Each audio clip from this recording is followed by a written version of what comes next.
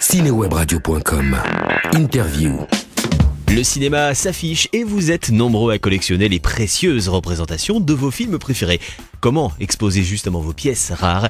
Quelques conseils de Benoît Carpentier du site affiche-ciné.com. Le premier conseil que je donne à un collectionneur, c'est de suivre son instinct, d'acheter ce qu'il aime.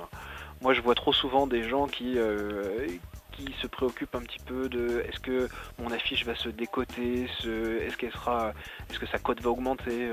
Pour moi, c'est pas vraiment la bonne démarche. Ce que j'aime, c'est quand on aime le cinéma et qu'on aime une affiche avant tout pour le film qu'elle représente. Dans ma collection personnelle, j'ai des affiches, on va dire, assez médiocre, mais c'est parce que ça rentre dans une thématique de collection et que j'aime beaucoup les films. Parfois je prends une affiche médiocre, quand j'adore le film ça me fait plaisir quand même. Bon, j'ai aussi de très très belles affiches, mais une collection doit avant tout être un ensemble cohérent. Ça peut être cohérent par son prestige, mais c'est pas forcément le but. Et quand par exemple on achète une affiche, si on a envie de l'exposer chez soi, qu'est-ce qui est de mieux pour pas l'abîmer non plus? Pour les petits formats, l'encadrement est une solution assez facile. Bien que je trouve à titre personnel que mettre sous une vitre une affiche ancienne qui a une texture mate, c'est un brin contre nature. Les affiches sont quand même, les affiches de cinéma étaient quand même destinées à être placardées contre un mur. Alors bon, c'est sûr, quand on a une très belle affiche, on va pas la coller comme du papier peint, mais par contre pouvoir toujours être en contact avec la texture du papier ancien, ça c'est important, et pour ça il y a la technique de l'entoilage.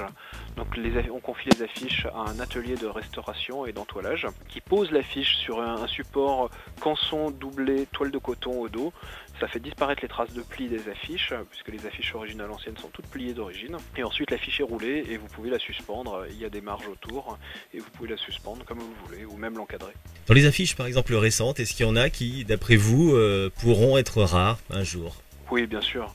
Il y a des affiches dont on sait immédiatement qu'elles ont un potentiel pour le futur. Je vois tous les gros succès, par exemple là, le dernier Tarantino, Inglourious Basterds, la demande a été telle qu'on sait que la cote va augmenter et que c'est une affiche qui vaudra 100 € dans 10 ans.